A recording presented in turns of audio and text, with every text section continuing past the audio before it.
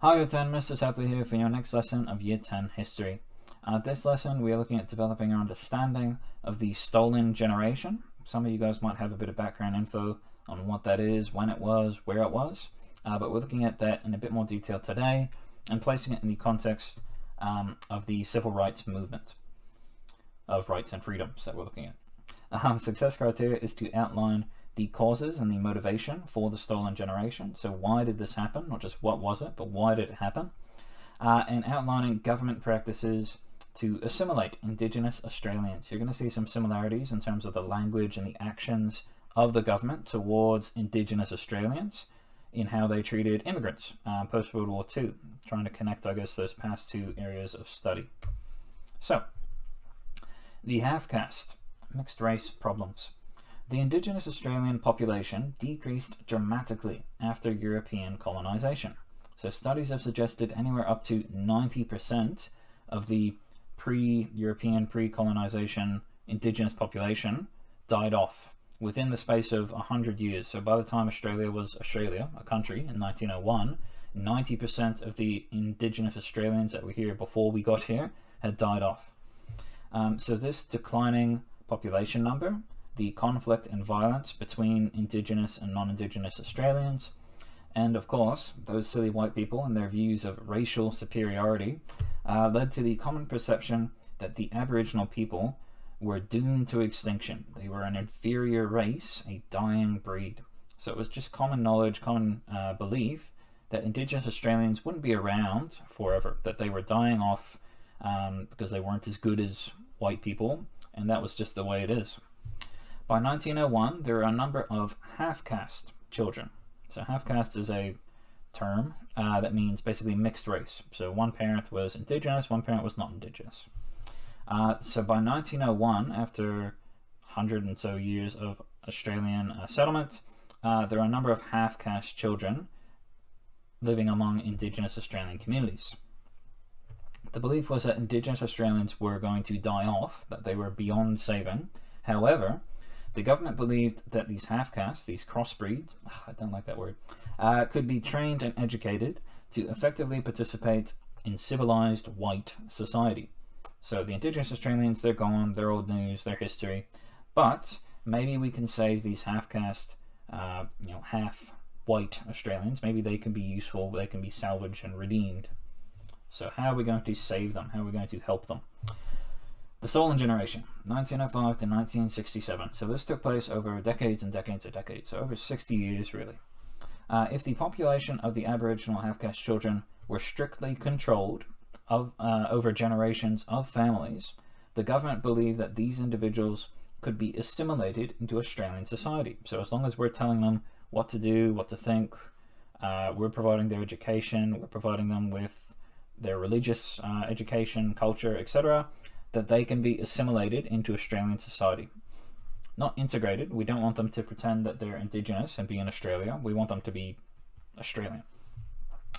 There were also concerns that a failure to intervene and to control an education would lead to a threat from an increasing mixed race population to Australian racial and cultural heritage. I stole that right out of the immigration slides because you can see the same crap arguments in this debate as they were in the immigration debate. So, we can't let all these immigrants come in because they're going to be a threat to our racial and cultural heritage, our superiority, our identity. You can't let them in, they're going to outnumber us and overrun the country. That was the same belief with Indigenous Australians, these half-caste. If we didn't go over there and take them and control them, that they would just breed out of control and then they would eventually take over the country. Stupid belief, racist belief, but it was the belief. The state and federal government created laws. So this was a legal activity. This wasn't something where like criminals were coming in the middle of the night and stealing children. This was a legally government-led activity. So the state and federal government created laws such as the Aborigines Act, 1905, that was in Western Australia, that legalized the forcible removal of Indigenous children from communities. These children were placed in segregated land reserves or church missions to provide a white Australian education, job training, not good jobs, mind you. They weren't training them to be What's the Glen Waverley motto? Lawyers, doctors, or engineers. They were often training them to be house servants, so maids or butlers, or they were training them to be farm labourers, which they wouldn't pay them very much for. And they also provided them with religious guidance, which is a fancy way of saying you don't believe in Indigenous Australian religious beliefs, you're Christian now, or you're Catholic now. These laws and government practices continued into the 1960s, essentially creating a stolen generation of Aboriginal Australians. So they would go into these communities, they would quite literally steal, forcibly remove Indigenous children, often without cause. They would often say things like, oh, it was for their own good, for their own safety. But that has not been proven. That has not been proven at all. It was often just, we're taking you, you live here now, the end of story. Now, the exact number affected by these events is uncertain. Estimates have varied from 1 to 10 to 1 to 3 children separated from their families during this historical period.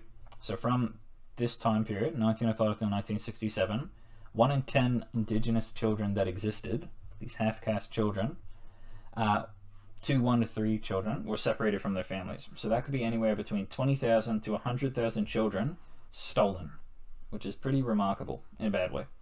The national government completed an inquiry into the stolen generation in 1997 to assess the damage of these events. Evidence indicated that children were brutally and forcibly removed from their parents. Officials failed to record their original family details, so they didn't care about keeping the family together or keeping them in touch, obviously. So when they were stolen away, when these children grew up and they were like, well, I want to find my old family, my real parents, they couldn't, because no one had kept track of that information. And the individuals affected suffered anxiety, depression, other health concerns, addiction, suicide, self-harm. The victims of these events experienced ongoing emotional and social difficulties.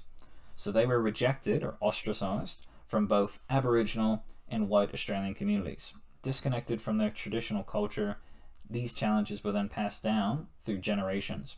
So if I was part of the stolen generation, that's affecting me, obviously, that's affecting my family, and then if I have a family in the future, it's going to affect my children, because their father was going to be part of the stolen generation. He was a half-caste. I didn't get accepted by white Australians because I was too Indigenous, and I didn't get accepted by Aboriginal Australians because I was too white. So it was really traumatic for all these people involved, all these families involved. This is a generational trauma. So the children, the grandchildren, the great-grandchildren, parents, grandparents, great-grandparents, pretty much everyone in the family tree was affected by this. So what I'd like you to do is just read just 1 or 2 pages in chapter 3, the Stolen Generation, to answer the questions below. Again, chapter 3, easily available in Google Classroom or in Compass. So you got 4 questions from chapter 3 to answer. Question 1. Outline the events and government practices that created the stolen generation. I'll give you an example of 1 or 2 in the slides, but that textbook tells you about a few of the other laws that other states and other activities that went on during the stolen generation. Question 2. Explain the motivation or the cause for removing Aboriginal children from their families and communities. This one's kind of tricky because there's the right answer and then there's the crap answer that the government would have said at the time. So try and hit on both points there. So why did they say that they were taking away Aboriginal children, and why were they actually taking away Aboriginal children? Question 3. How would the events of the stolen generation negatively impact the victims of this period? So why was this such a traumatic event? How did it impact the people stolen away? How did it impact their families, the families they would have in the future? Negative impacts of the stolen generation. Then finally, question 4. How might this damage future generations of Indigenous Australians, e.g. the child of a stolen generation Aboriginal? Think about how traditions or culture is passed down in your family. So if you have a connection with your grandparents, your great-grandparents, it's probably through a shared culture. So maybe you speak Chinese to your grandparents, you speak English when you come to school, but that's a connection that you have. Maybe you celebrate Chinese holidays, or Indian holidays, or American holidays, and you do that with your parents, your grandparents. It's connected to your family, your culture. But if you're separated from your family, if you're separated from your culture, you don't get to learn about, you know, why you are Indigenous Australian culture. So I would grow up as a stolen generation Aboriginal, not knowing anything about my people. I would only speak white, I would sound white, I'd look white. So how might this damage future generations of Indigenous Australians? Because the impact of this event from the 1960s is still being felt today. We're going to look at that in the next lesson, actually. So yeah, 4 questions, guys, from chapter 3. Use the slides as well, that's what they're there for. If you have any questions or concerns, please let me know. This video on this side as well, which I forgot to mention, is a nice little summary, I guess, which should help you answer these questions and understand what the stolen generation was and why it was so traumatic.